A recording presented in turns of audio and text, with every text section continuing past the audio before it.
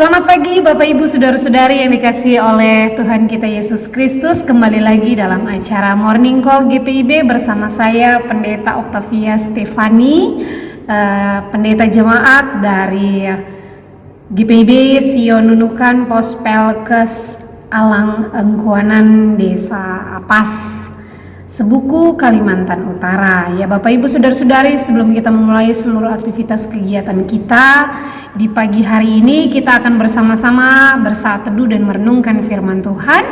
Sebelum kita membaca dan merenungkan firman Tuhan, mari kita berdoa. Tuhan Allah Bapa yang Maha Baik, terpujilah nama-Mu ya Tuhan untuk hari yang baru yang Tuhan anugerahkan dalam kehidupan kami. Kami bersyukur untuk nafas hidup yang Tuhan anugerahkan, dan ketika kami akan memulai seluruh rangkaian aktivitas kegiatan kami di hari ini, Tuhan boleh segarkan kami melalui firman Tuhan yang akan kami renungkan secara bersama-sama. Curahkanlah Roh Kudus-Mu, baharui hati dan pikiran kami agar firman yang kami baca senantiasa menjadi kekuatan iman bagi kami semua untuk boleh melangkah dalam hari-hari yang Tuhan anugerahkan dalam kehidupan kami. Amin.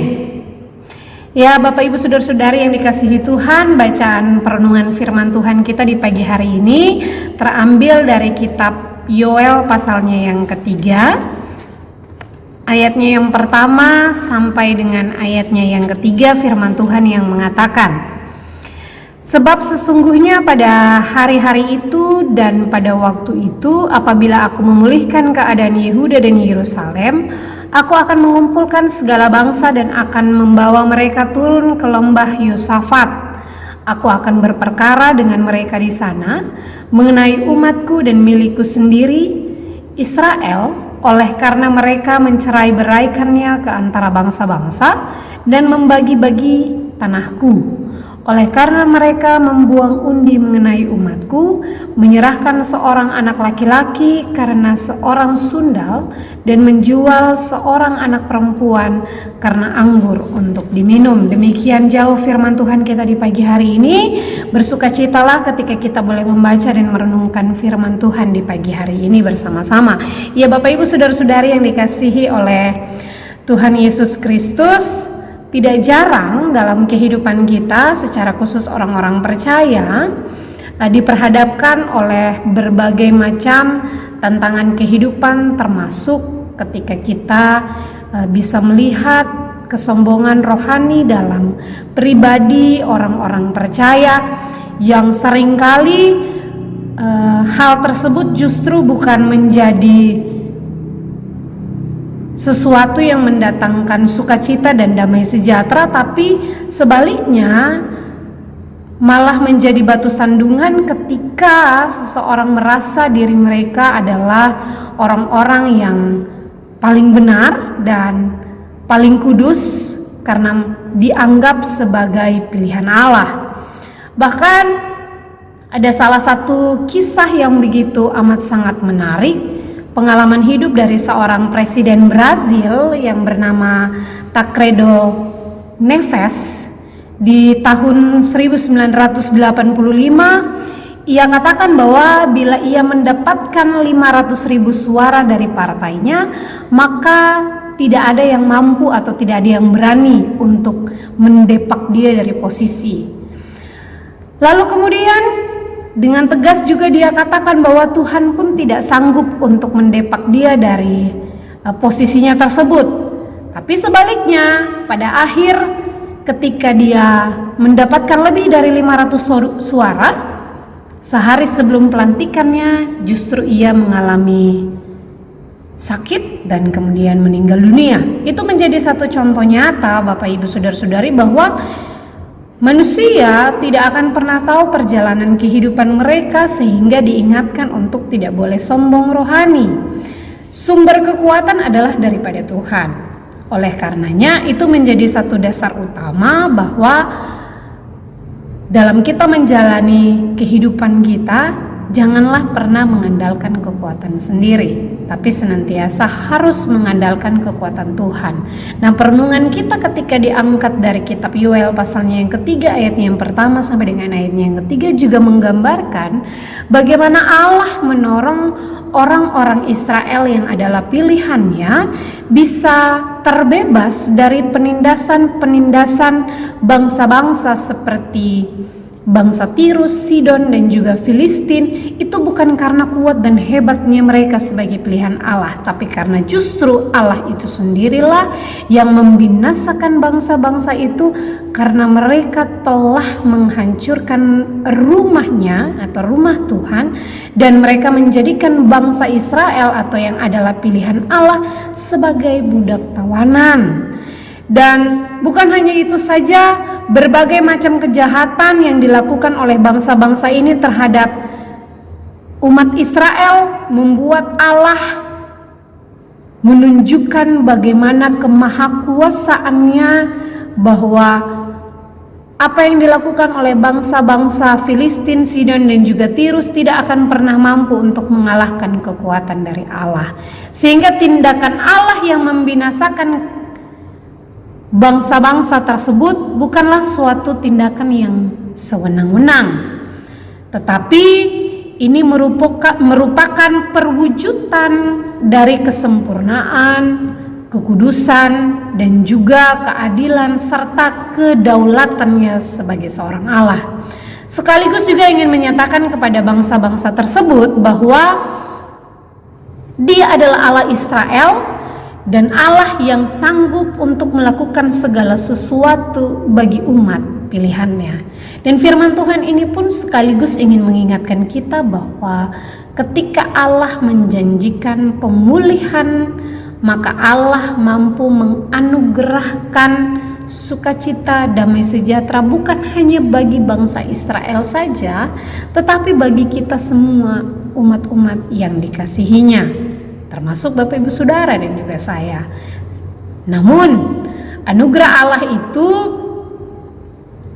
perlu membuat kita belajar untuk tidak sombong rohani, untuk tidak mengandalkan diri sendiri, tapi senantiasa mengandalkan kekuatan yang hanya daripada Tuhan, bahkan belajar untuk melihat setiap anugerah yang Tuhan berikan dalam kehidupan kita menjadi semangat yang memotivasi kita agar kita mampu bersaksi di tengah-tengah kehidupan kita setiap hari. Dan satu hal yang pasti Bapak Ibu Saudara-saudari, kita harus yakin dan percaya ketika kita adalah milik kepunyaan Allah, maka kita harus mampu untuk belajar tidak menjerumuskan diri di dalam belenggu dosa, tapi sebaliknya kita mendorong diri kita masing-masing untuk berjuang menentang segala perbuatan dosa dan hidup di dalam pertobatan. Karena seperti yang disampaikan, kita adalah milik Allah. Nah, menjadi milik Allah, baik hidup maupun mati kita, lakukanlah segala sesuatu itu demi kemuliaan nama Tuhan.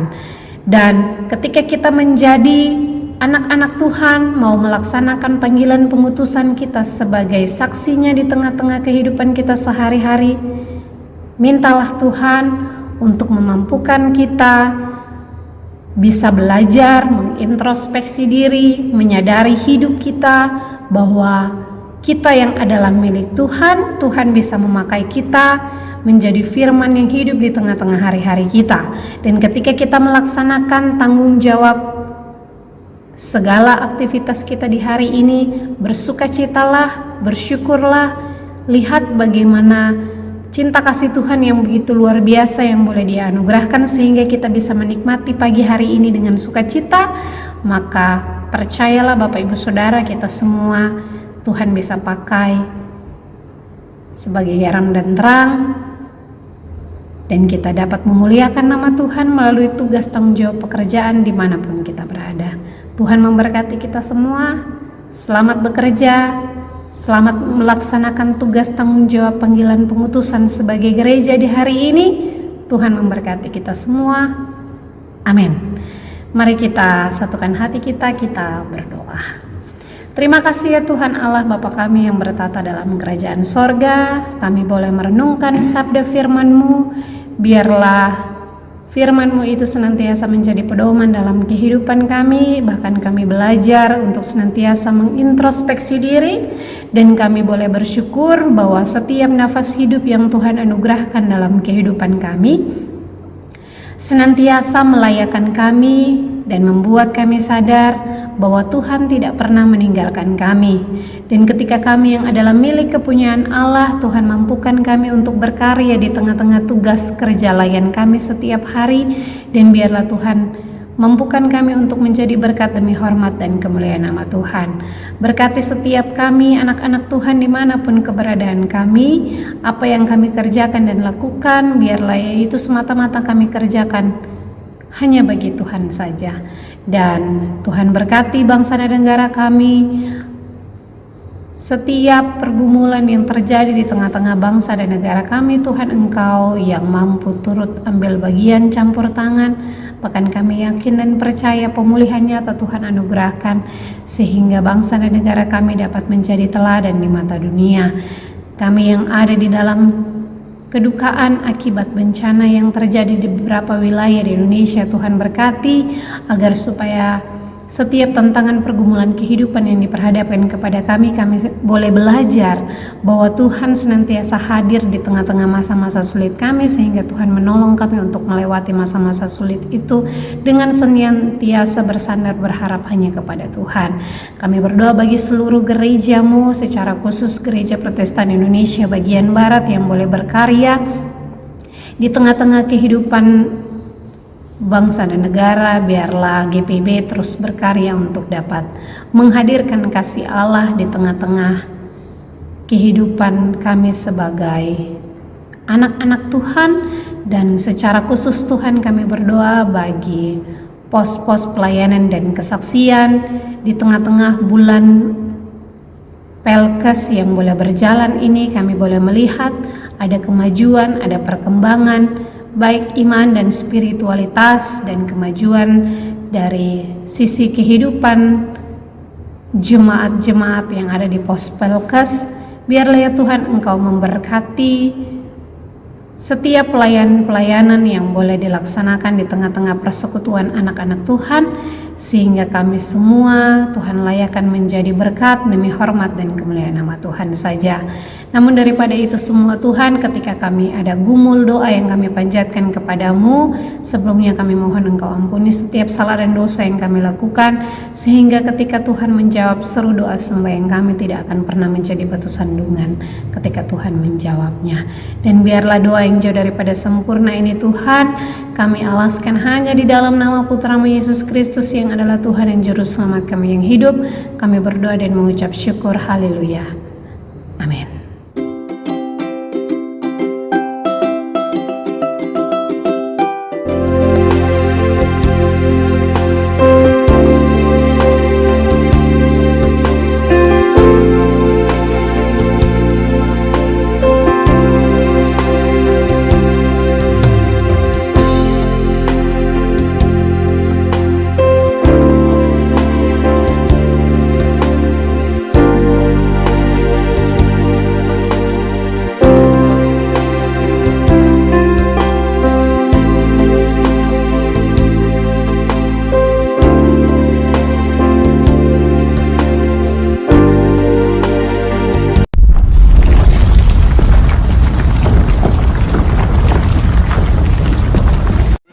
Saya Pendeta Ishak Yohanes Bastian Usmani, Ketua Majelis Jemaat GPIB Betel Raha.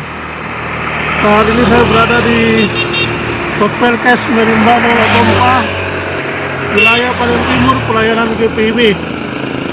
Seperti Bapak Ibu saksikan saat ini, tahun yang lalu pagar dari Pos Pelkes Merimbano Latompa ini rubuh diakibatkan oleh curah hujan yang tinggi dan volume gempa.